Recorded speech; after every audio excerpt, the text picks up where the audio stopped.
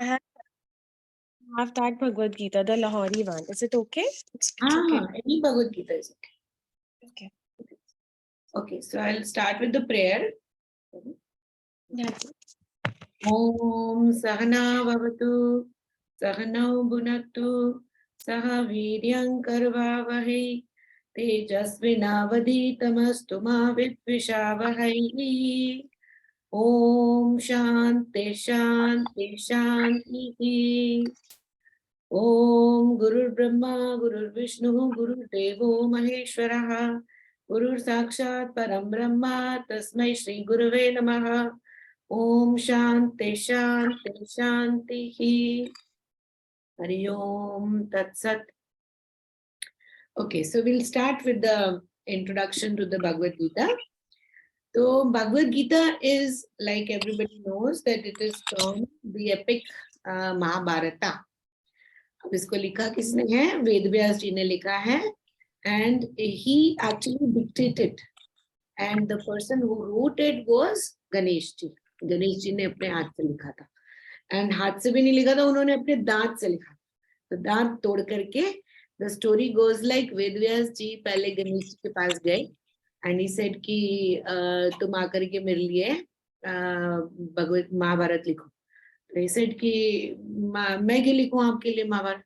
तो बोले कि अगर तुम मेरे लिए लिखोगे तो मैं तुमको जो है स्पेशल बना दूंगा, जो भी विद्या का आरंभ होगा तुम्हारे नाम से ही होगा. बोले अच्छा ठीक है, अगर आप ऐसे कहते हो तो मैं आपके लिए लिख देता हूँ. बोले लेकिन एक शर्त है, तुम्हें लिखने से पहले जो तुम्हारी सबसे प्रेशियस चीज है वो तुम्हें मुझे देनी पड़ेगी, उसका त्याग करना पड़ेगा. तो बोले कि मेरी प्रेशियस चीज तो मेरा दांत है. बोले तो ठीक है, तो तुम्हें दांत देना पड़ेगा. तो उन्होंने अपना दांत तोड़ा और उससे लिखना शुरू किया. that is why he is also called एक दंताय. तो जब हम एक दंताय का नाम लेते हैं, that means it is for विद्या. फिर दूसरा रीजन ये था गणेश जी का लिखने का कि गणेश गीता सबसे पुरानी गीता है. ये भगवत गीता पुरानी नहीं है, इससे पहले बहुत सारी गीता आ चुकी है. Bhagavad Gita is the youngest Gita जो है. तो सबसे पहली जो सबसे पुरानी गीता थी वो गणेश गीता थी. वो गणेश पुराण में लिखी हुई है और उसमें बिल्कुल ऐसे का ऐसे जैसे भगवत गीता में लिखा है, उसमें गणेश जी का विश्व रूप है. और गणेश. अच्छा, जब ये रामायण में भी, रामायण के बाद में भी भगवत गीता की तरह राम गीता आई थी, जो श्री राम जी ने सुनाई थी लक्ष्मण जी को. तो भगवत गीता जो है ये कलयुग के लिए है. अब भगवत गीता में हमारे हीरो कौन है? हमारे हीरो है अर्जुना. एंड इसको प्रोक्ता कौन है? श्री कृष्ण भगवान. तो कृष्ण भगवान को पता था, जब ईश्वर कृष्ण भगवान का अवतार लेकर के आए तो उनको पता था कि अगर मैं श्री राम की तरह या परशुराम जी की तरह आया तो कलयुग में तो कोई मुझे मानेगा ही. तो बोले कि चलो मैं ना एक फैंसी रूप लेकर के आता हूँ. तो वो कृष्ण भगवान जी की तरह बिल्कुल एकदम हैंडसम, पूरे रईस, इतना सब 16,108 उनकी रानियां थी, इतनी बड़ी द्वारका नगरी थी. तो वो क्या करा उन्होंने, वो पूरा एक फैंसी लाइफस्टाइल लेकर के आए. क्यों? क्योंकि अगर वो आते राम जी की तरह पर तो कोई उनको मानता ही नहीं. बोलते कि कलयुग में तुम कहाँ से आ गए, हम तुम्हें नहीं मानेंगे. तो रामायण कौन पढ़ना चाहते हैं? कलयुग में नहीं पढ़ना चाहते ना. तो इसलिए कृष्ण भगवान जो है वो रूप लेकर के आए जो कलयुग में सबको पसंद आएगा. ठीक है. अब भगवत गीता जी जो है वो क्या कहती है, हम उसके बारे में देखेंगे. पहले कोई भी ऐसी कोई भी हमारी कोई प्रॉब्लम नहीं है जो कि भगवत गीता जी के अंदर ना लिखी हुई हो. तो हमारी सारी प्रॉब्लम्स, आप भगवत गीता जी का कोई भी पेज निकाल लीजिए, अपने मन में कोई भी प्रश्न लेकर के आइए और भगवत गीता जी का कोई भी पेज खोल दीजिए, आपको उसका उत्तर वहीं पर ही मिल जाएगा, उसी पेज पर ही मिल जाएगा. अब बताओ, कलयुग में जो है इंसान की बहुत सारी प्रॉब्लम्स होती है. सबसे बड़ी जो प्रॉब्लम होती है कलयुग में वो होती है रिग्रेट करना, कि मैंने ये क्यों किया, मुझे ये नहीं करना चाहिए था. सपोज किसी ने शादी कर ली तो वो बोलेंगे, दुखी होकर के इंसान बोल ही पड़ता है कि मैंने शादी क्यों करी, मुझे नहीं करनी चाहिए थी. अच्छा, जिसके पास बच्चे हैं वो रो रहा है क्योंकि उसने बच्चे क्यों कर लिए. सारा दिन बच्चे रोते रहते हैं, हमारी नाक में दम कर दिया है, हमें तो पर्सनल लाइफ नहीं मिलती है, रिग्रेशन में आपकी लाइफ चली जाती है. तो भगवत गीता जी के अंदर जो है इन सब का उपाय लिखा हुआ है कि आप ये जो रिग्रेट करते हो उसको रिग्रेट आपको करना चाहिए, नहीं करना चाहिए, क्यों करना चाहिए, उन सबका उपाय आपको भगवत गीता जी में मिलेगा। फिर होता है सॉरो। हम लोग अपने आप को एक दुखी महसूस करते हैं कि हम बहुत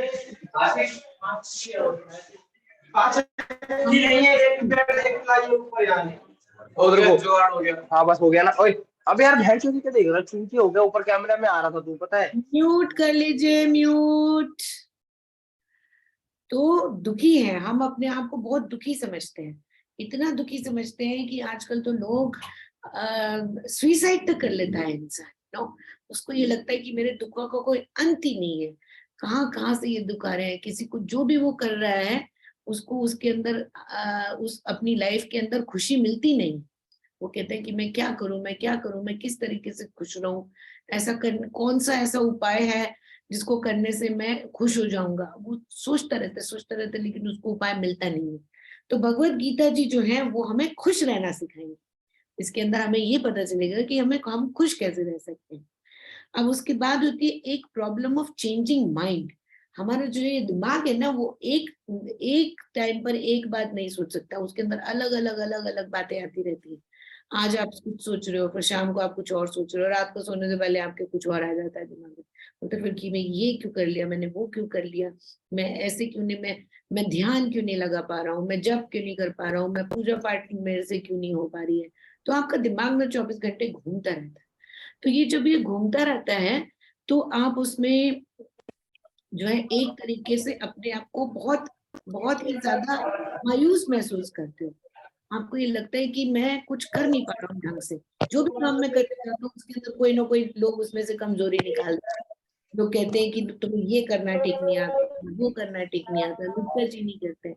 मैं कभी, मेरे को अच्छा लगता है कि मैं बहुत अच्छा काम कर रहा हूँ, कभी मुझे लगता है कि मैं बिल्कुल ही यूजलेस हूँ। गजेंद्र, ये म्यूट कर लीजिए प्लीज। तो ये जो प्रॉब्लम होती है चेंजिंग माइंड की, इसका आंसर भी हमें भगवत गीता में मिलेगा। फिर होता है नेचर ऑफ अ पर्सन। हम अगर ध्यान से देखेंगे ना तो इस धरती के सब लोग एक दूसरे से आते, कोई भी दो ट्विंस भी होंगे ना तो वो एक जैसे नहीं होंगे, एक मोटा होगा एक पतला होगा। क्यों? क्योंकि हमारा जो ये शरीर बना है ना ये 3 गुणों से बना हुआ है, सत्व, रजस और तमस। ये जो 3 गुण है ये किसी भी इंसान के अंदर पूरे नहीं होते। कोई 100% सत्व अगर आप बोलोगे कि बिल्कुल प्योर है, या 100% रजस है, या 100% तमस है, ये तमस, रजस, और सत्व हम बहुत डिटेल में देखने वाले हैं भगवत गीता जी में। तो एक इंसान के अंदर कभी तो वो बहुत अच्छा बन जाता है, कभी वो लगता है कि उसको कि मेरे को बिल्कुल कुछ भी नहीं करना है, मैं तंग आ गया हूँ, मैं दुखी हो चुका हूँ, मुझे ये नहीं करना, मैं चीजों से दूर भागना चाहता हूँ, घर से दूर भागना चाहता है, सब परिवार को छोड़ करके दूर भागना चाहता है। तो ये सारी चीजें कहाँ से आती है? ये हम भगवत गीता जी में, ठीक है। फिर आता है अवर एक्शन एंड द रिजल्ट। हम जो भी एक्शन करते हैं उसका रिजल्ट ही हमारा फ्यूचर बनाता है। हमारे हाथ में हमारा फ्यूचर है, हमारी डेस्टिनी जो है वो हमारे हाथ में होती है, लेकिन हम इस बात को मानते नहीं हैं, ठीक है। तो आपका जो कुछ भी आज आपके साथ हो रहा है वो इसलिए हो रहा है क्योंकि आपने जो पहले कर्म किए हैं उसका रिजल्ट आपके सामने आज आ रहा है। तो हमारा आज जो कर्म होगा वो हमारी डेस्टिनी आगे बनाएगा। उसको डेस्टिनी को बनाने के लिए केवल हम ही जिम्मेवार है और कोई जिम्मेवार नहीं। और ये भी सारा कुछ हमें भगवत गीता में पढ़ने में मिलेगा। Then what is the goal of one's life? हम लोग पैदा तो हो गए लेकिन हमारी जिंदगी का गोल क्या है भाई? करना क्या है हमें? क्या हम इसीलिए ही पैदा हुए कि मैं किसी की बेटी हूँ, या मेरे को किसी की माँ बनना है, या मैं किसी की बीवी हूँ, किसी की बहन हूँ? मेरी जिंदगी का एम क्या है? क्या मुझे पता है कि मेरे को अपनी जिंदगी में करना क्या है? क्या मैं जानता हूँ कि मेरे को अपनी जिंदगी में क्या करना है? क्या पढ़ाई लिखाई करने से ही जिंदगी खत्म हो जाती है? घर का काम करने से ही जिंदगी खत्म हो जाती है? या ऑफिस का काम करने से ही जिंदगी खत्म हो जाती है? नहीं, हम इंसानों को बनाया गया है एक गोल के साथ। वो गोल को ना जानना बहुत जरूरी है, और ये हमें बताया जाएगा भगवत गीता जी में। अब हम बात करते हैं भगवान की। भगवान कौन? भगवान कौन है? कहाँ से अलग अलग वर्ड्स यूज होते हैं, कोई परमात्मा बोलता है, कोई ईश्वर बोलता है, कोई ब्रह्मन बोलता है, कोई भगवान बोलता है। अलग अलग देवी देवताओं को माना जाता है, कोई मंदिर जाता है, कोई अलग अलग धर्मों को मानता है। तो ये सब कहाँ से आते हैं और एक्चुअली में भगवान है क्या? है क्या वो कौन सी शक्ति है जिसको हम भगवान कहते हैं, जिसको हम गॉड कहते हैं, जिसको हम ईश्वर कहते हैं, वो कौन सी शक्ति है, इसके बारे में भी हमें भगवत गीता जी में बताया जाएगा। The next point is doer. हम लोगों को ये लगता है कि जो कुछ भी काम हो रहे हैं ना, वो सब हमने किए। भाई क्या कर रहे हो तुम? हम तो बच्चे पाल रहे हैं। अच्छा, बच्चे तुम्हारे बगैर तो पलेंगे नहीं। आप क्या कर रहे हो जी? हम घर संभाल रहे हैं। घर तो तुम्हारे बगैर संभलेगा नहीं। इंसान को ये लगता है कि वो 24 घंटे कुछ ना कुछ कर रहा है और वो दूसरों के लिए कुछ ना कुछ कर रहा है। किसने हाथ ऊपर किया है जी? पूछिए। हाँ जी, 10A नाम नहीं लिखा हुआ। You've raised a hand. Please ask. Show your face.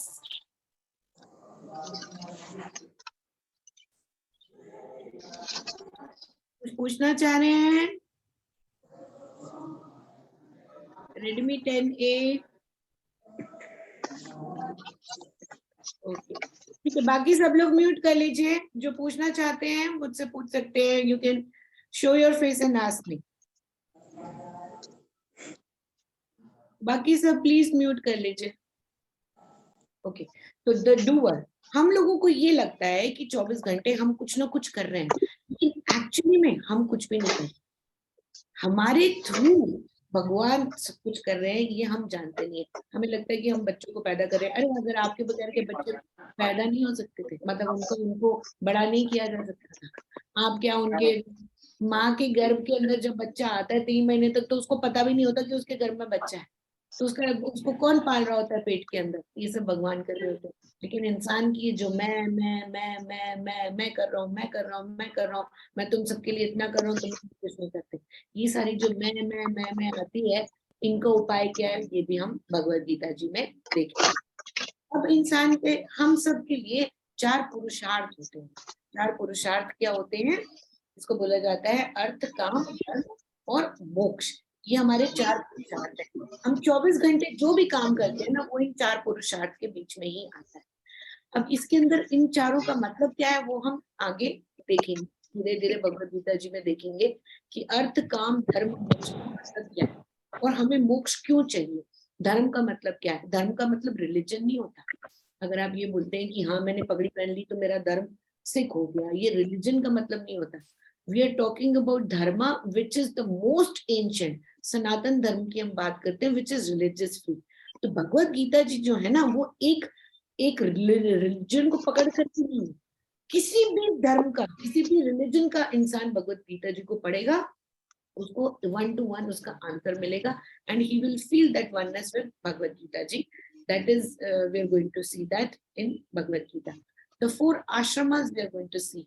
हमारी एक इंसान की जो लाइफ है उसको 100 साल का माना जाता है। तो पहले जो 25 साल है उसको हम ब्रह्मचर्य आश्रम बोलते हैं। फिर उसके बाद के जो 25 साल है उसको हम गृहस्थ आश्रम बोलते हैं। उसके बाद के जो 25 साल है उसको हम वानप्रस्थ आश्रम बोलते हैं।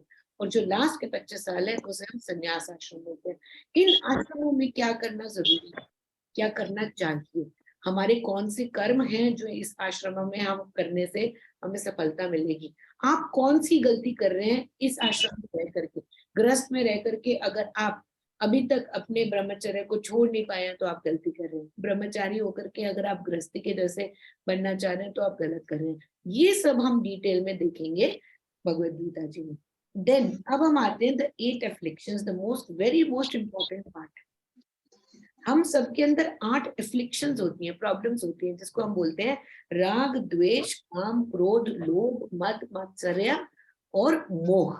ये 8 चीजें क्या है और ये क्यों हमें भगवान ने दी है, ये हम देखेंगे डिटेल में भगवत गीता जी के अंदर। एक्चुअली हर इंसान जो है ना, हम सब बिल्कुल फ्लॉलेस है। हमारे अंदर कोई भी कमी नहीं है, किसी भी इंसान के अंदर कोई भी कमी नहीं है।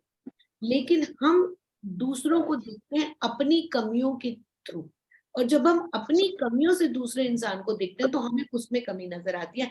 एक्चुअली किसी में कोई कमी होती नहीं है। वाई? बिकॉज हमारा जो हमें बनाया हुआ है वो किसने बनाया है? भगवान ने। भगवान गलती नहीं कर सकते कभी भी बनाकर। तो हमारे अंदर अगर काम है, क्रोध है, मद है, मात्सर्य है, तो वो क्यों है, ये हम डिटेल में देखते हैं भगवत गीता जी में। भगवान गलती नहीं करते, इसीलिए ही हमारे अंदर काम, क्रोध, मद, लोभ, मोह, मात्सर्य है। नहीं, भगवान ने अगर हमें नहीं बनाया होता तब ये गलतियां होती, लेकिन क्योंकि भगवान ने हमें बनाया इसलिए ये सब हमें मिलना गलती नहीं है। अगर आप ये कहते हो कि अंदर मेरे अंदर क्रोध क्यों दे दिया भगवान ने, ये तो गलती कर दी, नहीं, गलत नहीं है। क्रोध का आना एक बहुत बढ़िया, it is a blessing from God. अब एक छोटी सी बात सोचिए, बच्चा अगर माचिस से खेल रहा है तो माँ क्या बोलेगी, मेरे अंदर क्रोध नहीं है, जा बेटा घर को आग लगा दे, नहीं, आप उसको डांटोगे ना कि माचिस से खेलना गलत है। तो क्रोध हमें दिया गया है किस लिए, हमें हमारी प्रोटेक्शन के लिए। इसी तरीके से हमें काम, मोह, मद, मात्सर्य, ये सब, जेलसी तक, जेलसी जैसे होती है, अगर आप ये बोलते हो कि मेरे को जेलसी क्यों दी है भगवान ने, अरे इसलिए दी है क्योंकि जेलसी को अच्छे से उपयोग करो ना। आप हनुमान जी के से जेलस होकर के देखो, मेरे को तो हनुमान जी के जैसा भक्त बनना है, वहां पर जेलसी आपके कितने काम आ गई। उसी को अगर आप गलत इस्तेमाल करोगे, संसार के लिए इस्तेमाल करोगे, तो वहां पर वो गलत हो जाता है। ये हम देखेंगे श्रीमद् भगवत गीता जी में। देन फेलियर एंड सक्सेसेस, ये हमारी लाइफ के अंदर, ये जो हम बारी बारी बोलते हैं कि सक्सेस क्या है, मैंने तो ये कर दिया तो मैं बहुत बड़ा सक्सेसफुल इंसान बन गया। क्या सबसे ज्यादा पैसे वाला इंसान सक्सेसफुल होता है? नहीं होता। क्या जिसका नाम धरती पर सबसे ज्यादा है वो सक्सेसफुल है? नहीं है। कौन सा इंसान सक्सेसफुल होता है? कोई भी इंसान ना सक्सेसफुल होता है, ना ही वो फेलियर होता है। हर इंसान अपने आप को दूसरे के साथ में कंपेयर करता है, इसीलिए उसको लगता है कि मैं सक्सेसफुल हूं या फिर मैं फेलियर हूं। लेकिन असलियत में इस दुनिया में कोई भी चीज सक्सेसफुल या फेलियर की कैटेगरी में आती ही नहीं। जिस इंसान ने नई नई जैगुआर खरीदी है ना, तो वो क्या सोचेगा पता है, उसको रात को नींद नहीं आएगी, वो कहेगा कोई आकर के मेरी जैगुआर पे स्क्रैच ना मार दे, उसको ये सोच सोच करके रात भर नींद नहीं आएगी। तो ये आपकी सक्सेस हुई या फेलियर हुआ?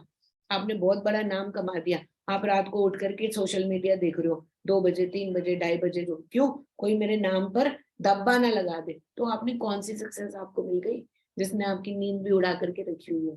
फेलियर इंसान अपने आप को समझता है कि मैं कनाडा क्यों आ गया भाई, ये तो फेलियर हो गया, यहाँ तो बहुत ठंड है। दूसरा इंसान कहता है मैं अफ्रीका क्यों चला गया, यहाँ पे तो बहुत गर्मी है, ये तो मेरा फेलियर हो गया। नहीं, ऐसा कुछ नहीं है। आप अगर ध्यान से देखेंगे तो आपकी लाइफ में सक्सेस और फेलियर नाम की कोई चीज ही नहीं है। Next is yoga and meditation. योग क्या होता है, कंसंट्रेशन क्या होती है, ध्यान क्या होता है, क्यों हम योग कर नहीं पाते या कर सकते हैं, मेडिटेशन करने का सबसे अच्छा तरीका क्या है, किस तरीके से मेडिटेशन की जाती है, ये सब हम डिटेल में देखेंगे भगवत गीता जी में। नेक्स्ट पॉइंट इज गुरु शिष्य। हमारे भगवत गीता जी में गुरु कौन है? श्री कृष्ण। शिष्य कौन है? अर्जुन। अब गुरु गुरु कैसे बने? अब देखते हैं हम कि भगवत गीता जी का जो ये पूरा का पूरा प्रवचन दिया गया था, वो किस टाइम पर दिया गया था? वॉर शुरू होने वाला था, ठीक है, उस टाइम पर। अभी तक, आज तक पैदा होने से लेकर के कृष्ण भगवान और अर्जुन एक साथ में एक बड़े हुए हैं। वो बुआ के बेटे थे, कृष्ण भगवान अर्जुन की बुआ के बेटे थे, ठीक है। तो वो बुआ बुआ बुलाते थे। अब ये साथ में दोनों कजिन्स इकट्ठे खाना भी खाया है, इकट्ठे पानी भी पिया है, खेले भी हैं, एक दूसरे को के साथ में लड़े भी हैं, सब कुछ किया, लेकिन आज तक भगवान कृष्ण ने कभी भगवत गीता नहीं सिखाई थी। कब सिखाई उन्होंने? जाकर के युद्ध के मैदान में। कब? जब शादी माम त्वाम प्रपन्नम शिष्योहम त्वाम अहम। मतलब अर्जुना ने जब ये कह दिया, रो पड़े कि प्रभु मुझे समझाओ, मुझे नहीं समझ में आ रहा, जब वो उन्होंने टोटली सरेंडर कर दिया, तब जाकर के भगवत गीता जी में श्री कृष्ण प्रभु जो हैं वो गुरु बने। वो गुरु बने और वो शिष्य बने। कोई भी प्रवचन जब तक आप सरेंडर नहीं करते हैं भगवान के आगे, अपने गुरुओं के आगे, अपने आचार्य के आगे, तब तक आपको प्रवचन नहीं मिलेंगे, आपको शिक्षा नहीं मिलेगी, आपको ज्ञान प्राप्त नहीं होगा। तो शिष्य कब बने थे अर्जुन? देखिए, शुरू से, पैदा होने के बाद से उनको शिष्य बनने के लिए क्या क्या नहीं करना पड़ा था अर्जुन को। अगर आपको लगता है कि आपकी लाइफ ही बहुत कॉम्प्लिकेटेड है, तो ये मत समझना, हमारी लाइफ तो बहुत अच्छी है। जरा सोच करके देखो, अर्जुन जब पैदा हुए थे तो वो कहाँ पर पैदा हुए थे? अर्जुन के पैदा होते ही अभी आंखें ही खोली थी उनके पापा ने, कहाँ पैदा हुए थे वो? जंगल के अंदर। किसने बड़ा किया? मम्मी ने। राजमहल में भी रहते थे, कैसे रहते थे? पत्थरों की तरह उनको रखा जाता था। वो मालिक थे वहां के राजमहल के, लेकिन उनको लात मार मार करके रखा जाता था। पूरी जिंदगी जंगल में काट दी, लेकिन अर्जुन ने एक आंसू नहीं बहाया। क्यों? क्या बोल सकते थे कि मैंने तो जंगल में डाला हुआ है, मैं तो आराम करता हूँ? नहीं, जंगल में रह करके भी वो क्या इकट्ठा करते रहे? शस्त्र इकट्ठे करते रहे। क्यों? क्योंकि उनको पता था कि एक ना एक दिन मुझे इनकी जरूरत पड़ने वाली है। शस्त्र इकट्ठा करना उनके लिए बहुत जरूरी हो गया, है ना। वो साधु संतों से मिल करके सीखते रहे, सीखते रहे, सीखते रहे, सीखते रहे, सीखते रहे। और जब वो सीख सीख करके, कौन सी उम्र में? ऑलमोस्ट 55-60 ईयर्स की एज थी जब अर्जुन को ये ज्ञान मिला है। जल्दी नहीं मिला। जब उनकी पुण्य का घड़ा भर गया ना, तब उनको भगवत गीता जी का ज्ञान मिला। तो ये क्या है, जब आप लोगों को अगर भगवत गीता जी का ज्ञान मिल रहा है, तो आप ये समझ लीजिए कि आपने पुण्य किया है। जिन लोगों ने पुण्य नहीं किया, उनको तो ये ज्ञान मिलने का चांस भी नहीं मिलता है। That is number 1। नंबर 2, अगर आपका पुण्य पूरा नहीं है, उतना नहीं है, तो आपके अंदर भगवत गीता जी का ज्ञान जाएगा ही नहीं। चांस मिल जाएगा, आपको पढ़ने का चांस भी मिल जाएगा, आपको किताब भी मिल जाएगी, गुरु भी मिल जाएंगे, लेकिन ज्ञान अंदर नहीं जाएगा। हम लोगों ने 20-20, 25-25 साल लोगों को पढ़ते पढ़ते देखा है, अंदर उनके कुछ भी नहीं जाता। क्यों? क्योंकि उनका पुण्य पूरा नहीं है। अर्जुन का जब पुण्य का घड़ा भर गया था, तब जाकर के उनके अंदर वो ज्ञान प्राप्त हुआ। आज आप ये प्रवचन सुनने के लिए यहाँ पर बैठे हैं, कल को आप नहीं बैठेंगे। किसी को लगेगा कि मेरे पास टाइम नहीं है, किसी को जरूरी काम याद आ जाएंगे। ये सब कैसे होगा? क्योंकि आपके पास पुण्य नहीं होगा। तो अर्जुन के पास पुण्य का जब घड़ा भर गया था, तभी उनको ज्ञान प्राप्त हुआ। ये है गुरु और शिष्य की बात। अब आते हैं हम भक्ति पर। भक्ति क्या होती है? अच्छा, भक्ति इंसान को तब तक करनी चाहिए जब तक उसको हर जगह पर ईश्वर दिखाई दे। जैसे कि अगर आपको एक अच्छा म्यूजिशियन बनना है, तो आप क्या करोगे? गिटार उठा करके बैठ जाओगे, सीखना है मुझे, सीखना है, सीखना है, सीखना है, सीखना है। ठीक है, तो आप उसको सीखते रहोगे, सीखते रहोगे, सीखते रहोगे, सीखते रहोगे, एक दिन आपने उसको सीखना, आपको अच्छे से आ जाएगा। ऐसे ही भक्ति क्या होती है? जब तक आपको हर इंसान में, अपने आसपास हर चीज में प्रभु दिखाई नहीं देते हैं, तब तक आप पूजा पाठ करो, घंटी बजाओ, अगरबत्तियां जलाओ, हर मंदिर जाओ। जिस तरीके से आप करना चाहते हो, आप भगवान के साथ एक होने की कोशिश करो। लेकिन जब वो भक्ति आपके अंदर से अपने आप उमड़ करके आएगी, आपको हर इंसान में भगवान नजर आएगा, खुद में भी नजर आएगा, सब में नजर आएगा, तब आप एक भक्त बनोगे। उसी को ही बोला जाता है भक्त। ये भी हम डिटेल में भगवत गीता जी में देखेंगे। Then who is this I? ये दिन रात ये आई का चौंचला, मैं और मेरा मेरा मेरा मेरा मेरा, ये सब लगा रहता है चौंचला। इसका मतलब क्या है? ये आई आता कहाँ से भाई? कौन है ये आई जो दिन रात जिसको तृप्ति ही नहीं मिल रही है? मैं मेरा मेरा मेरा, तो ये नहीं हुआ, मेरा वो नहीं हुआ, तुमने मेरे लिए ये नहीं करा, आपने मेरे लिए वो नहीं करा। मैं ही मैं दिखाई देता हूँ हर समय इंसान को, दूसरा दिखता ही नहीं। तो ये आई का चक्कर है क्या? ये हम देखेंगे। क्यों? क्योंकि आप कभी अपने आप को तो एज अ वाइफ देखते हो, कभी अपने आप को टीचर देखते हो, कभी आप अपने आप को मदर देखते हो, आप ना अपने आप को अलग अलग रोल में देखते हो। और उसके अंदर जो आपका असली आई है ना, आत्मा, वो कहीं ना कहीं छुप जाती है। और उसको ढंग से देखने के लिए आपको जो आईना दिखाएगा वो है श्रीमद् भगवत गीता जी। क्योंकि हमारे अंदर जो आई बैठा हुआ है ना, वो बहुत प्योर है। आत्मा तो बहुत प्योर है, हमें वो संसार की इम्प्योरिटीज की वजह से दिखती नहीं। अब देखते हैं कि भगवत गीता जी बनने के लिए आप एक अच्छे पात्र कैसे बने। इसके लिए प्यूरिफिकेशन करने की बहुत जरूरत है। 3 तरह की प्यूरिफिकेशन होती है। एक होती है ग्रॉस बॉडी प्यूरिफिकेशन, जिसको हम बोलते हैं बाहर से अपने आप को शुद्ध करना। ग्रॉस बॉडी का मतलब है कि जो आपका शरीर है वो प्यूरिफाई करना। आप देखेंगे हमारे जितने भी भगवान जी होते हैं, भगवानों को देखा है आपने? क्या बढ़िया बढ़िया कपड़े, गहने, फूल लगे हुए हैं। हम अपने घर में भी अगर मूर्तियां लेकर के आते हैं तो कैसे सजाते हैं उनको? सुंदर सुंदर बाल, छोटे छोटे झुमके, काले काले लंबे उनको कभी हार पहनाते हैं, सुंदर सुंदर कपड़े पहनाते हैं, इत्र लगाते हैं, अच्छा अच्छा भोग कराते हैं, है ना। तो ये होती है बाहर के शरीर की शुद्धि। हमें बाहर के जो शरीर की जो है वो शुद्धि करके रखनी है। देखो सिंपल होने का मतलब ये नहीं होता कि आपने चिथड़ा पहनना शुरू कर दिया, कुछ भी करना शुरू कर दिया, जैसे मर्जी बैठ गए, नहीं। प्रभु कहते हैं मेरे जैसे रहो भाई, साफ सुथरा रखो अपने आप को। आपका जो शरीर है ना, ये मंदिर है। तो जब आप नहा रहे होते हैं तो इसको मंदिर की तरह साफ करना है कि हे प्रभु ये मंदिर है, इसको मुझे साफ करना है। उसको सुगंधित करो, साफ रखो। जब आप चल रहे हो तो किसी को आपके शरीर में से बदबू नहीं आनी चाहिए। होता है ना, स्वेट की स्मेल आ रही है, जूते उतारे तो उसकी स्मेल आ रही है, वो नहीं आनी चाहिए। अपने आप की बाहर की शुद्धि करने को ग्रॉस बॉडी प्यूरिफिकेशन कहते हैं। हम लोग जब आश्रम में गए थे तो हम लोगों को सुबह सुबह बोला जाता था कि गंगा जी में स्नान करके आओ। तो हम कहते थे अरे घर के जो आप आश्रम का कमरा है उसमें भी तो गंगा जल आ रहा है, वहीं स्नान कर लेते हैं। तो फिर हमें डांट पड़ा करती थी कि नहीं नहीं, जाओ और गंगा जी में स्नान करो। 4 बजे उठ करके हम लोग पहले गंगा जी में स्नान करके आते थे। उसके बाद में पूरे दिन में अगर कभी आंख लग गई बाई चांस, तो आपको दोबारा स्नान करना है। तो एक दिन में कम से कम नहीं तो 5 बार स्नान करना होता था। और उसमें भी अगर आपके शरीर में से इतनी सी भी बदबू आ गई, तुरंत आपको वापस भेज दिया जाता था, जाओ दोबारा स्नान करके आओ। तो ये बोलते हैं इसको ग्रॉस बॉडी प्यूरिफिकेशन। ये करना बहुत जरूरी है, नहीं तो आपके अंदर ज्ञान जो है वो जाना बंद कर देगा, वो जा नहीं पाएगा। Second is the subtle body purification. अंदर से शरीर की शुद्धि को रखना, अच्छा खाना, अच्छा पीना, एक बैलेंस डाइट का होना बहुत जरूरी है। आप जो कुछ भी खाते हो ना, उसका थोड़ा सा हिस्सा जो है हमारा दिमाग बन जाता है, कुछ हिस्सा हमारा खून बन जाता है, कुछ हिस्सा हमारा आंखों में लगता है, कुछ हिस्सा हमारा पेट में लगता है। तो एक अच्छे भोजन को खाना और उसको एक बैलेंस करके रखना बहुत जरूरी है इंसान के लिए। इसको हम बोलते हैं सेंट्रल बॉडी प्यूरिफिकेशन। चैंटिंग करना, प्राणायाम करना, योग आसन करना, ध्यान लगाना, ये सारे अंदर की जो हमारी गंदगी है उसको साफ करने के लिए बहुत जरूरी है। सेटल बॉडी प्यूरिफिकेशन करना बहुत जरूरी है। Then is the causal body purification. इसको बोलते हैं हम अंतकरण शुद्धि।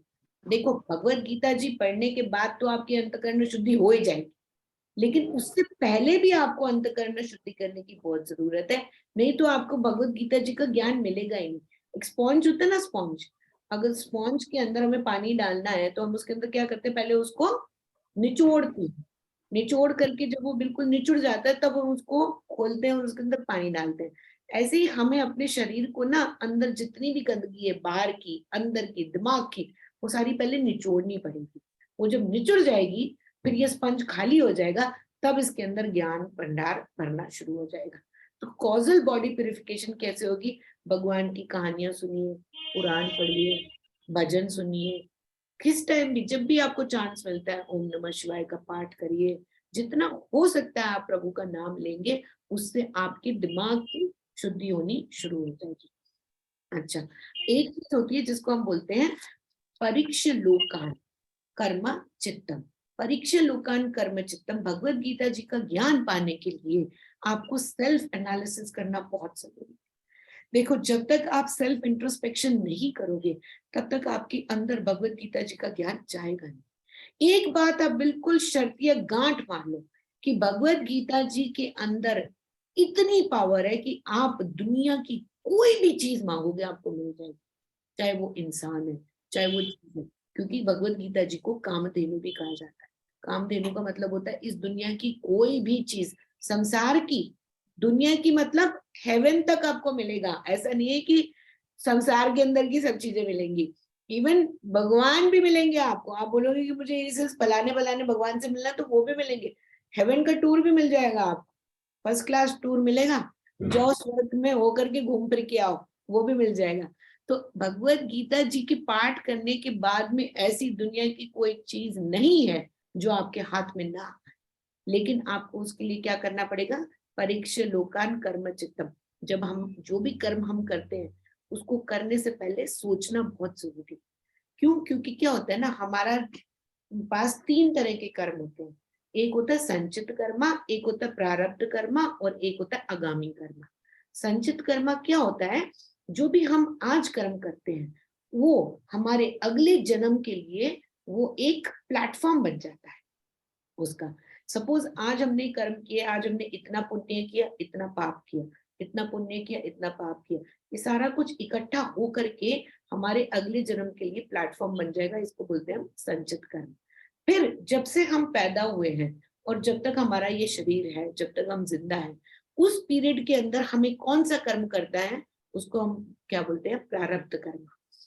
अब प्रारब्ध कर्म जो होता है ना, वो 75% हमारा ऑलरेडी डिस्टिन्ड होता है, पहले से लिखा हुआ आता है कि आपके फलाने टाइम पर शादी होगी, फलाने टाइम पर बच्चे होंगे, आपके फलाने टाइम पर इस स्कूल में आप जाओगे, इस जगह पर आप रहोगे, गंगा किनारे आपका घर होगा या आपका इस शहर में घर होगा, ये सब लिखा हुआ होता है।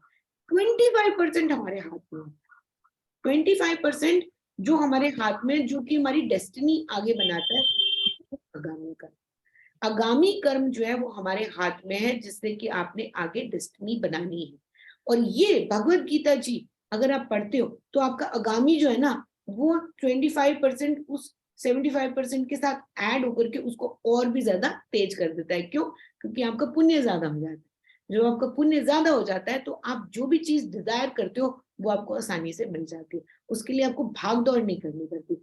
इसके लिए हम एक और शब्द यूज करते हैं जिसे बोलते हैं दैवम। दैवम शब्द भी यूज किया जाता है। जिसका दैवम ज्यादा, उसके लिए हर चीज काम करना आसान है। इसको हम लक फैक्टर भी कहते हैं कि अरे सपोज हर इंसान के साथ रोज कुछ ना कुछ घटना होती है। आज तो मेरा लक बड़ा अच्छा था, मेरे को तो आज बस टाइम पे मिल गई। अरे आज मेरा लक इतना खराब है, देखो मेरे जाने से पहले ही ऑटो निकल गया। आज तो मेरा लक बड़ा खराब है। तो ये जो लक फैक्टर होता है ना, ये क्या होता है, ये हमारे पुण्य और पाप पर बेस्ड होता है।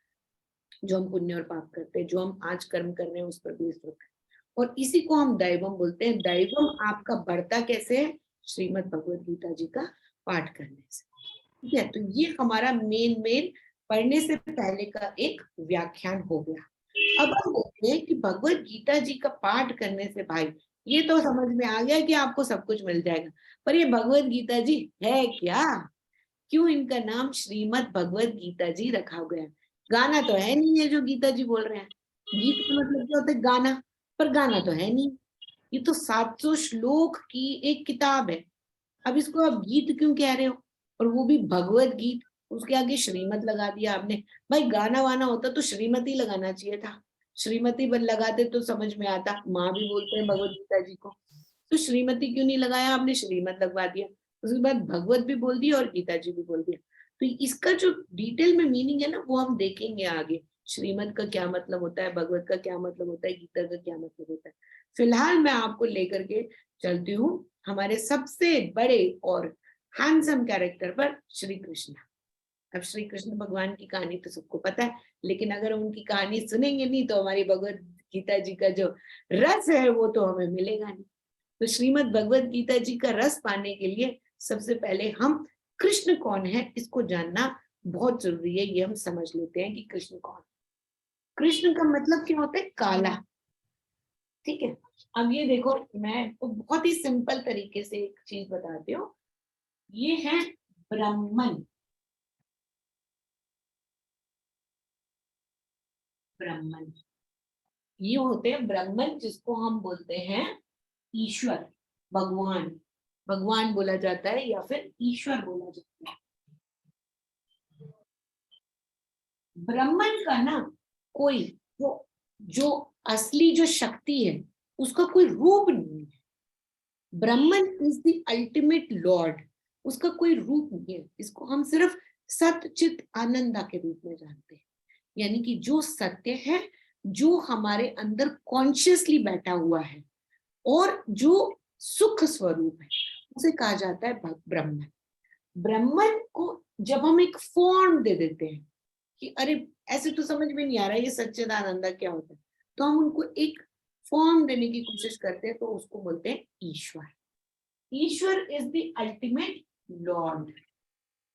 ब्राह्मण को जब हम रूप देते हैं तो ईश्वर बन जाते हैं।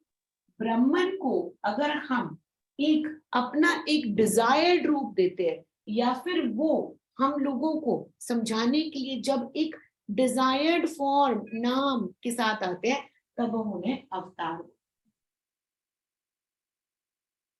ठीक है, अवतार क्या होता है? हमारे आसपास हर जगह पर ब्राह्मण है, हमारे अंदर बाहर ऊपर नीचे, इसमें उसमें, चीजों में, लोगों में, इंसानों में, जानवरों में, हर जगह पर ब्राह्मण ही ब्राह्मण है। हमारी पूरी धरती को, पूरे इस युग को, तीनों लोगों को ब्राह्मण ने बनाया है। ब्राह्मण कौन है? चलो आपको एक सरल तरीके से बताते हैं ब्राह्मण कौन है।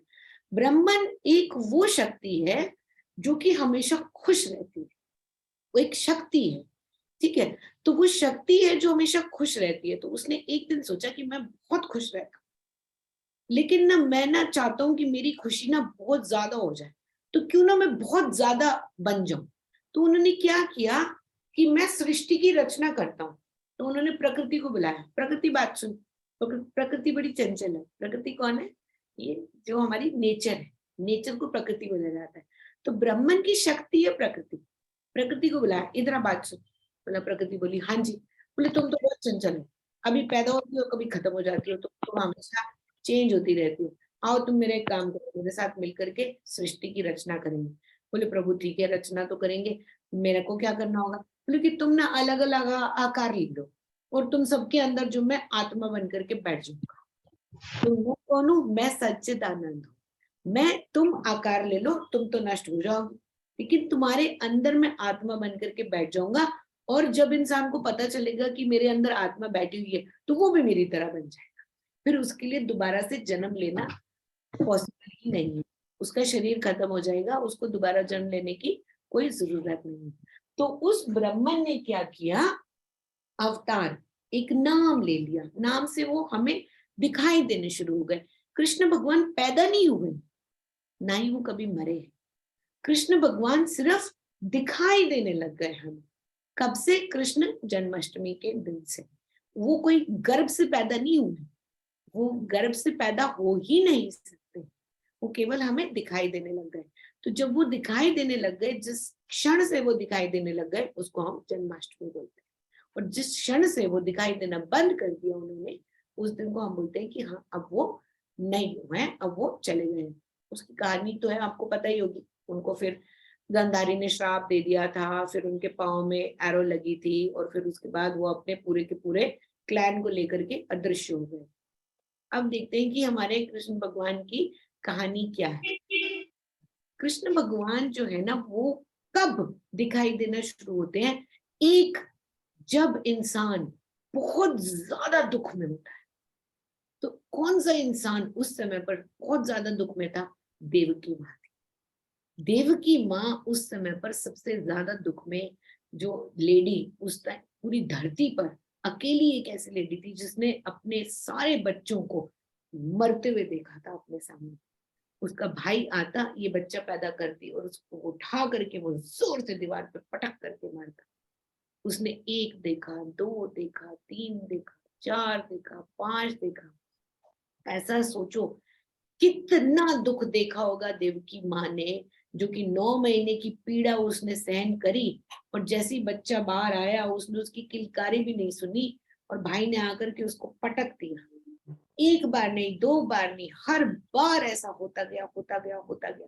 उस माँ के अंदर का दुख देखो, उस माँ के दुख की कोई सीमा ही नहीं थी। जब ऐसा दुख और अंधकार होता है, वहां श्री कृष्ण पैदा होते, दिखाई देना शुरू हो जाते हैं। दूसरा, जहां पर बहुत खुशी होती है, वहां श्री कृष्ण दिखाई देना शुरू हो जाते हैं। कौन सा इंसान सबसे ज्यादा खुश था? यशोदा माँ। यशोदा माँ हमारी चंचल, एकदम खुश, सबके साथ में हल्ला कर रही है, गुल्ला बचा रही है, सबके साथ लीलाएं कर रही है यशोदा माँ। तो कृष्ण भगवान की जो है दो माएँ थी, एक सबसे ज्यादा दुखी और दूसरी सबसे ज्यादा सुखी। कृष्ण भगवान तब पैदा होते हैं जब इंसान की लाइफ में बहुत ज्यादा दुख होता है या फिर बहुत ज्यादा खुशी होती है, तब हमारे पास श्री कृष्ण प्रभु आते हैं। अच्छा, आते हम सबके पास है, लेकिन दिखाई उसको देते हैं जिनको हम देखना चाहते हैं जिस रूप में। कृष्ण प्रभु हमारे सबके अंदर है, अंदर भी है, बाहर भी है, हमारे सामने भी है। लेकिन जब हम उनको जिस रूप में देखना चाहते हैं ना, आप ये कहते हो कि प्रभु मेरा बच्चा बन गया, तो वो आपको बच्चा बन के आएंगे। आप बोलते हो मेरा सखा बन गया, तो वो सखा बन के आएंगे। आप बोलते हो कि मेरा ये बन, जिस रिश्ते में आप देखना चाहते हो वो बन के आएगी। इसलिए कृष्ण प्रभु जो थे ना, उनको 16,108 लड़कियों ने बोला कि हम सबका पति बन के आओ, वो सबका पति बन करके आ गए, है ना। तो ये थी कृष्ण भगवान की जो है एक खूबसूरती। देखो जिस रूप में उनको देखना चाह रहे थे लोग, वो वैसे के वैसे ही प्रकट हो जाए। अब देखते हैं कि श्री कृष्ण भगवान के अंदर, उनके अंदर ऐसी क्या चीज थी भाई, जो सबको इतना ज्यादा अपने अंदर आकर्षित करके रखती थी। सारी, अभी भी आप जाओगे मथुरा वृंदावन में देखोगे ना, तो सारी औरतें 60 साल की हो, 40 साल की हो, ये काजल, ये सुंदर मेकअप, बाल पूरे संवरे हुए, फूल डाले हुए, ए श्री कृष्णा श्री कृष्णा श्री कृष्णा, कुछ और करती नहीं है, पागलों की तरह मेरे प्रभु मेरे कृष्ण मेरे कृष्ण मेरे कृष्ण। पूरी जिंदगी जो भी उनके जिंदगी में घुसा, वो उनके नाम के अलावा और कुछ भूल ही नहीं पाया। ऐसा क्या आकर्षण था प्रभु कृष्ण के अंदर, जो कि उनसे कोई अलग ही नहीं हो पाया। क्या थे भगवान कृष्ण, जो उनके अंदर जो भी कोई जाता है वो उनको दीवाना हो जाता है। क्यों? ऐसा कौन सा पावर लेकर के वो आए थे?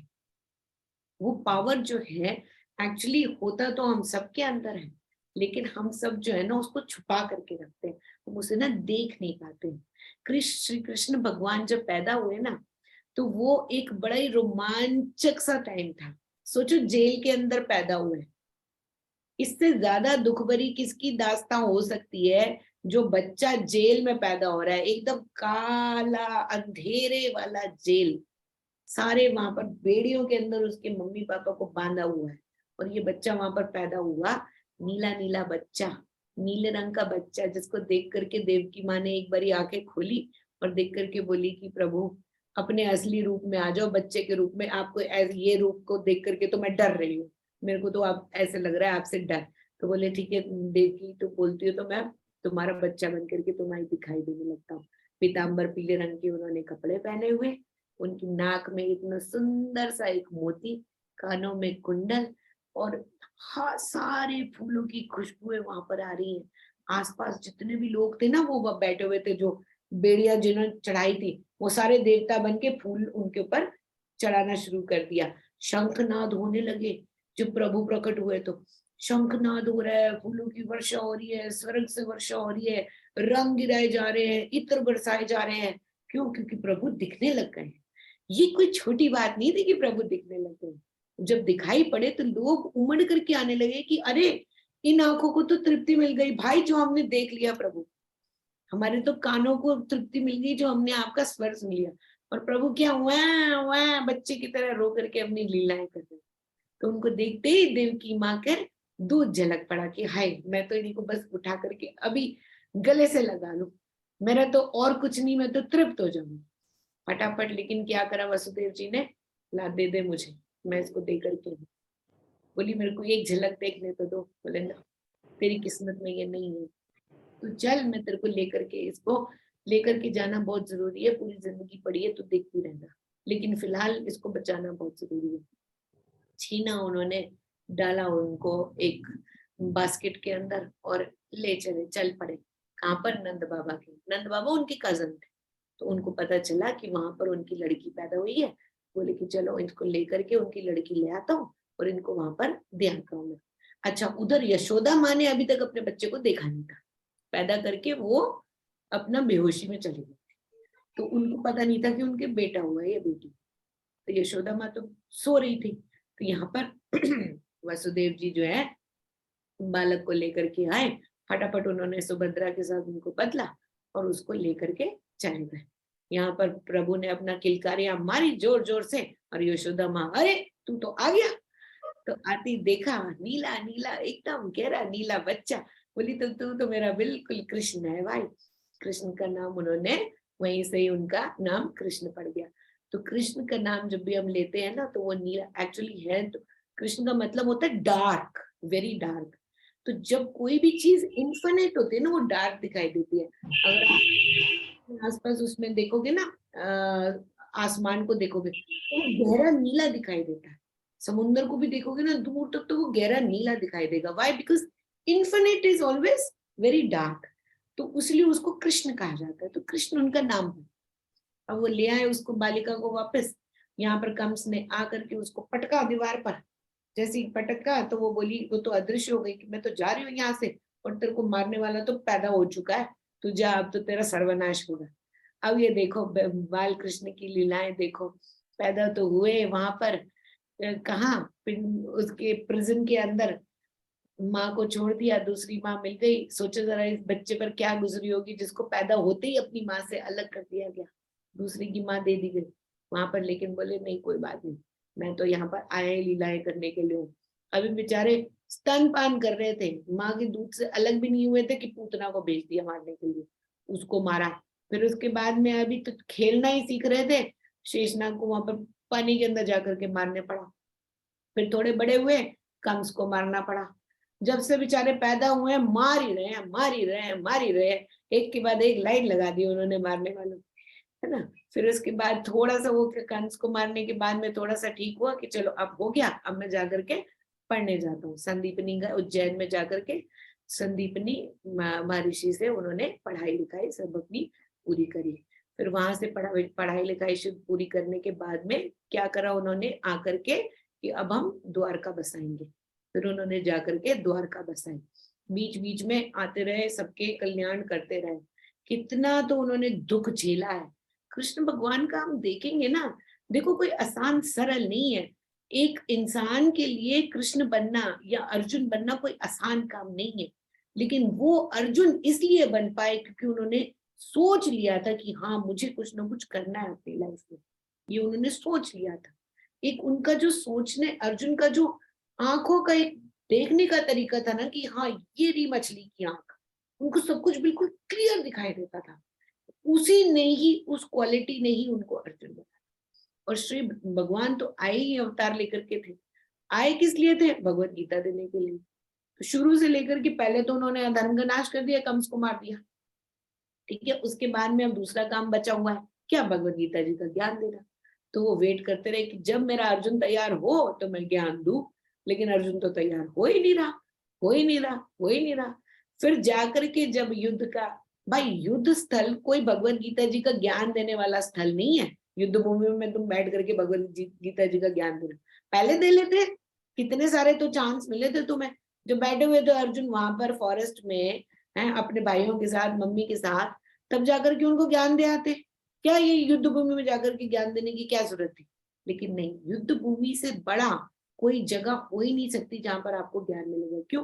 क्योंकि हर इंसान ना अपने साथ एक युद्ध लड़ने की दिन रात कोशिश कर रहा है, दिन रात हर इंसान अपने साथ युद्ध लड़ रहा है। और जब तक वो युद्ध लड़ रहा है और उसके अंदर समाधान नहीं आया कि नहीं मुझे चाहिए क्या, क्लैरिटी नहीं आएगी ना, तब तक आपको भगवान का एक वो ज्ञान आपके पास आने की चेष्टा ही नहीं करता। अब क्या है ना, हम हर इंसान को ये लगता है मेरे साथ ये क्यों हो रहा है, मेरे साथ वो क्यों हो रहा है, मेरे साथ ऐसा होना चाहिए था, वैसा होना चाहिए था, हम ये सोचते रहते हैं। लेकिन जब तक आपके अंदर एक क्लैरिटी नहीं आती है कि नहीं मेरे को ये चाहिए और फलाना चाहिए चीज इसी समय पर चाहिए, ऐसे ही चाहिए, जब वो क्लैरिटी आपके अंदर आ जाएगी तब आपको वो चीज तुरंत मिल जाएगी, इसके अंदर कोई शक नहीं। अर्जुन के अंदर ये चीज थी, अर्जुन के अंदर ये एक बहुत बड़ी क्वालिटी थी कि उनको मछली की आंख के अलावा और कुछ नहीं दिखता।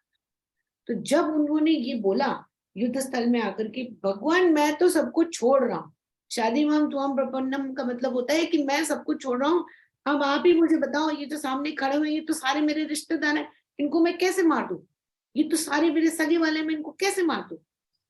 तो जब उन्होंने ये बिल्कुल सरेंडर कर दिया, बस अब मैं कुछ नहीं कर सकता, अब आप ही बताओगे, तब जाकर के भगवत गीता जी का ज्ञान जो है वो शुरू हुआ। अब देखो अर्जुन जो है वो छोटे मोटे इंसान नहीं थे, लंबे चौड़े, उनके अंदर दुनिया भर का इतना चौड़ा बड़ा शरीर और इतने सारे अस्त्र शस्त्र। और ऐसा नहीं कि अर्जुन को ज्ञान नहीं था, अर्जुन ने गुरुकुल में पढ़ाई की थी, भगवत गीता जी का ज्ञान तो उनमें था, उनको पहले से ही ज्ञान था। लेकिन क्यों ज्ञान होते हुए भी वो मचला गए उस समय पर? वो इसलिए मचला गए क्योंकि उनको भगवान की माया ने झंझोर करके रखा था। यही होता है हम सब इंसानों के साथ में, ज्ञान हमारे अंदर होता है, लेकिन हम सब माया से भ्रमित रहते हैं। और जब तक इंसान माया से बाहर आने की कोशिश नहीं करेगा, वो भ्रम में जीता रहेगा। और जब तक वो भ्रम में जीता रहेगा, उसका और भगवान का मिलाप हो नहीं। जब आपका उस प्रभु के साथ मिलाप हो जाएगा, कहाँ? अपने इस दिल के अंदर। ये जो हमारा दिल है ना, इसके अंदर बैठे हुए वो इतने से प्रभु यहाँ अंदर घुसे हुए हैं। लेकिन क्या है ना, हम इस माया के चक्कर में उनको देख ही नहीं पाते, हम लोगों के चक्कर में उनको देख ही नहीं पाते। किसी भी तरीके से हम उनके साथ आना चाहते हैं, लेकिन प्रेशर इतना होता है, इतना सब कुछ हमारे आसपास चल रहा होता है कि हम चाहते हुए भी भगवान के साथ एक हो ही नहीं पाते। तो ये चीज जब अर्जुन के अंदर आई कि नहीं भगवान, अब आप मुझे पढ़ाओ और मुझे सीखना है, मुझे ज्ञान चाहिए, तब भगवत गीता जी का ज्ञान शुरू हुआ। तो उसको बोला जाता है श्रीमद् भगवत गीता।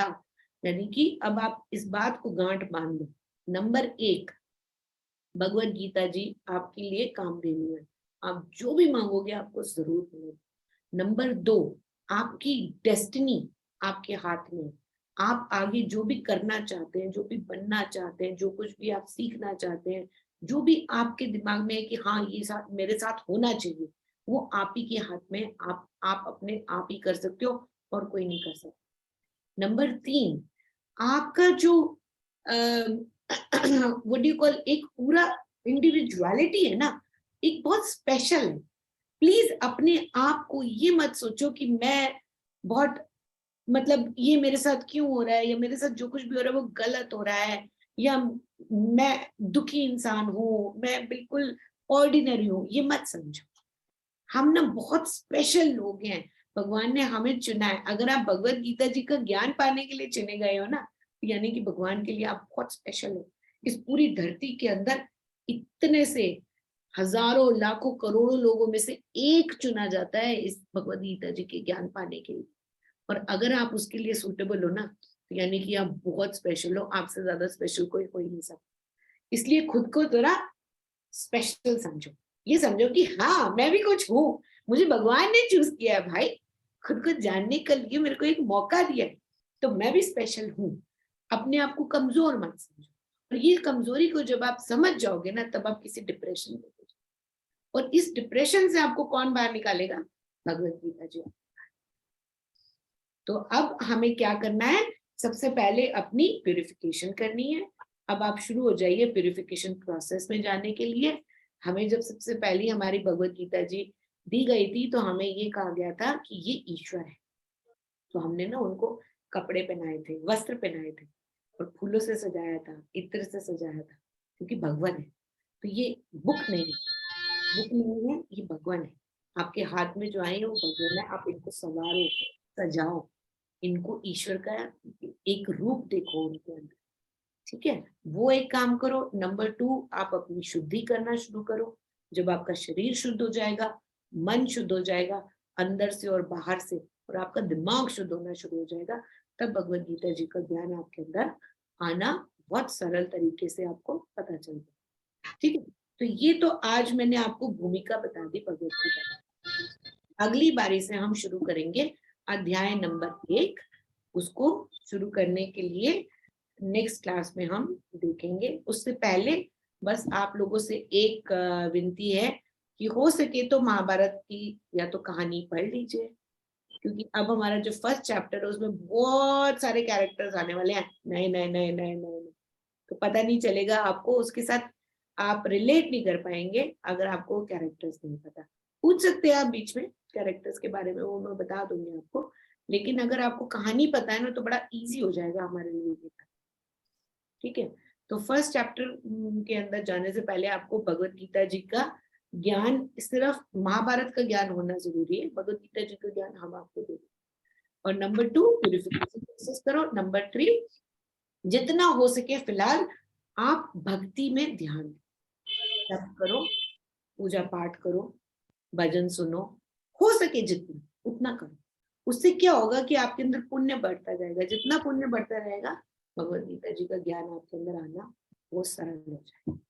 ठीक है, हेलो हाँ जी, हेलो, जी ये अनुपम। हाँ, आत्मा आती कहाँ से है? आत्मा कहाँ आत्मा से शरीर में, आती? हाँ जी, शरीर में, हाँ, कहाँ से आती है? तो यही अभी सिखाया ना ब्राह्मण, ये कहानी सुनी ना आपने ब्राह्मण की? हाँ, ब्राह्मण जो, हाँ ब्रह्मा कहाँ से इनका होता है, ये शुरुआत कहाँ से हुई ब्रह्मा की? हाँ, ये हम देखेंगे ना भगवत गीता जी में। अभी का अभी से कहाँ से बता दे। अभी तो घुसे हो आप। ब्राह्मण जो है, जिनको सच्चिदानंद बोला जाता है, उनकी हाँ। शक्ति है प्रकृति। और प्रकृति जो है उनकी शक्ति, उन्होंने ब्राह्मण ने एक दिन बैठे हुए थे, बोले कि मैं बहुत खुश हूँ, मैं आनंद में बैठा हुआ हूँ, तो क्यों ना हाँ। मैं इस खुशी को बहुत ज्यादा कर लूं। तो प्रकृति को बुलाया, तुम बहुत चंचल हो, आ जाओ, चलो तुम और मैं मिलकर के इस सृष्टि की रचना करते हैं। तो ब्राह्मण ने प्रकृति को बुलाया कि तुम तो नश्वर हो जाओगी, तुम तो 24 घंटे बदलती रहती हो, तुम्हारे अंदर में आत्मा बन के बैठ जा, वहां से वो सृष्टि तो की। बन सकते हैं, लेकिन ब्रह्मा जी आए कहाँ से? हाँ, तो जैसे वो देखेंगे प्रकृति, ना, हाँ, ब्रह्मा जी देखेंगे, कहाँ से आए? ब्रह्मा जी देखेंगे ना, हिरण्यगर्भ कौन है, ब्रह्मा जी कौन है, कहाँ से आए, ये अभी 8th चैप्टर में है, वहां तक आपको वेट करनी पड़ेगी। शक्ति, शक्ति तक, शक्ति जो है, ये शक्ति कहाँ से आ जाती है और हाँ, फिर अब चली भी जाती है? 8वां अध्याय है, 8वां, अभी पहले शुरू किया है ना, हाँ 8 हाँ, अध्याय में पता चलेगा, 7 के बाद। चल ठीक है। हाँ, ठीक है जी, तब तक आपको वेट करनी पड़ेगी, शुरू से शुरू करना पड़ेगा ना, बच्चे को एकदम से थोड़ी सिखा देंगे भागना कैसे है, पहले दूध तो पिला दो, हम्म, पहले तो दूध पीना सीखेगा ना। ये बहुत अच्छा पॉइंट लगा कि दुख मिलने के बाद ही सुख मिलता है। दुख मिले हैं तभी तो कृष्ण का जन्म हुआ। जिसके आज पास, घबरा जाती है सब औरतें कि हाय हम दुखी हैं। वो ये नहीं देखती कि सतयुग में भी जिसने 8 बच्चे पैदा करके भी अपने आप को, किसी बच्चे को दूध नहीं पिला सकी, तब भी वो सुखी रही है, उसने दुख नहीं अनुभव किया। इतना हम नहीं देखते। हम थोड़ा सा दुख आ जाए, अरे अरे ये क्या हो गया हमारे साथ, ये क्या हो गया हमारे साथ। तो इसी भावना, क्या आज सतयुग जैसा नहीं है? सतयुग में भी ऐसे होते थे, दुख थे, आज है तो तब भी होता था। कहते आज तो कलयुग है। अरे कलयुग को सुख, सुख बना सकते हो ना तुम भी। हंसना सीखो तो सुख बन जाएगा। अपने बच्चों को ठीक से रखें तो सुख बन जाएगा। हम तो उधर भी तो ध्यान दें ना, जो गृहस्थी हैं।